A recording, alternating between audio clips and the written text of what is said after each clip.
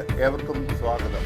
നാമനിർദ്ദേശ പത്രിക പിൻവലിക്കാനുള്ള ദിവസം കഴിഞ്ഞതോടുകൂടി നമ്മുടെ കേരളത്തിലെ ഈ വരുന്ന അസംബ്ലി തെരഞ്ഞെടുപ്പിൻ്റെ ചിത്രം കുറച്ചുകൂടി വ്യക്തമായിട്ടുണ്ട്. ഞാൻ ഇന്ന് ഇവിടെ പറയാൻ ഉദ്ദേശിക്കുന്നത് പൂഞ്ഞാർ നിയോജകമണ്ഡലത്തെക്കുറിച്ച് തന്നെയാണ്. അവിടെ നമുക്കറിയാം, എല്ലാവരും വളരെ ശ്രദ്ധയോടെ ഉറ്റുനോക്കുകയാണ്.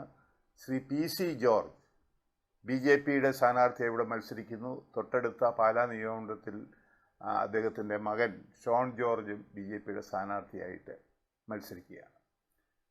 പൂഞ്ഞാർ നിയോജകമണ്ഡലത്തെക്കുറിച്ച് ഒരു വിശകലനം നമ്മൾ നടത്തുമ്പോൾ നമുക്കറിയാം, ഇവിടെ BJPക്ക് കാര്യമായ വേരുകളുള്ള ഒരു മണ്ഡലമല്ല. BJPയുടെ A ക്ലാസ്സിലോ B ക്ലാസ്സിലോ പോലും പെടുന്ന ഒരു മണ്ഡലമല്ല. പക്ഷേ PC ജോർജിൻ്റെ വ്യക്തിപ്രഭാവം, അദ്ദേഹം ഇവിടെ 5-6 തവണ MLA ആയിരുന്ന വ്യക്തിയാണ്. അദ്ദേഹത്തിന് ഒരുപാട് ബന്ധങ്ങളുണ്ട്. ആ ബന്ധങ്ങളുടെ വെളിച്ചത്തിൽ ഒരുപക്ഷെ UDFൻ്റെ സ്ഥാനാർത്ഥിയെക്കായാലും അല്പം കൂടെ മുന്നിലെത്തുന്നത് PC ജോർജ് ആയാലും അത്ഭുതപ്പെടാനില്ല. പക്ഷെ അദ്ദേഹത്തിന് ഒരിക്കലും വിജയിക്കാൻ ആവശ്യമായ വോട്ട് ലഭിക്കാനുള്ള സാധ്യത വളരെ വിരളമാണ്. അതിന് കാരണം LDFൻ്റെ വോട്ടുകൾ പൊതുവെ വളരെ ഈസി ആയിട്ട് അപ്പുറത്തേക്കോ ഇപ്പുറത്തേക്കോ മറിയുന്ന വോട്ടുകളൊന്നുമല്ല. അങ്ങനെ വരുമ്പോൾ ഇപ്പോഴത്തെ MLA സെബാസ്റ്റ്യൻ കുളത്തെങ്കിൽ വോട്ട് ബാങ്ക് എന്ന് പറയുന്നത് LDF വോട്ടർമാരാണ്. അതുകൊണ്ട് തന്നെ ആ വോട്ട് ബാങ്കിൽ വലിയ ചോർച്ചയുണ്ടാക്കുവാൻ PC ജോർജിന് കഴിയുമെന്ന് എനിക്ക് തോന്നുന്നില്ല.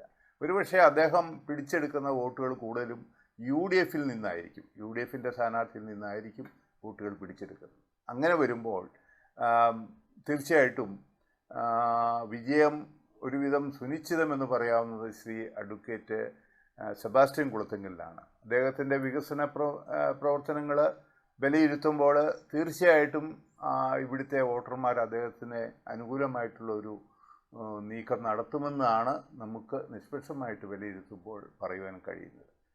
ഇവിടെ പ്രചരണ രംഗത്ത് ഏറ്റവും മുന്നിൽ PC ജോർജ് ആണെന്ന് പറയാം.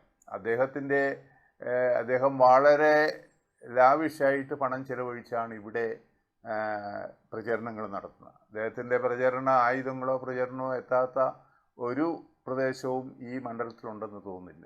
അപ്പം അങ്ങനെ വരുമ്പോൾ തൻ്റെ 5 കൊല്ലത്തെ പ്രവർത്തന ഫലങ്ങളും ഇവിടുത്തെ രാഷ്ട്രീയ പ്രബുദ്ധതയും ഒരുപക്ഷെ LDFൻ്റെ ഇളകാത്ത അടിത്തറയും എല്ലാം ചൂണ്ടുവിരൽ കാട്ടുന്നത് തീർച്ചയായിട്ടും അഡ്വക്കേറ്റ് സെബാസ്റ്റ്യൻ കുളത്തെങ്കിലിൻ്റെ വിജയത്തിലേക്കാണ്. താമര ചിഹ്നത്തിൽ PC ജോർജിന് വിജയസാധ്യത ഉണ്ട് എന്ന് ഞാൻ വിശ്വസിക്കുന്നില്ല. അതിന് കാരണം ഇവിടെയുള്ള പാലാ പൂഞ്ഞാർ പ്രദേശങ്ങളിലുള്ള ക്രിസ്ത്യൻ സമുദായവും മറ്റ് വോട്ടർമാരുമൊക്കെ താമര ചിഹ്നത്തിലേക്ക് വോട്ട് ചെയ്യുന്ന ഒരു സാഹചര്യത്തിലേക്ക് ഇതുവരെ വന്നു ചേർന്നിട്ടില്ലെന്നാണ് ഞാൻ കരുതുന്നത്.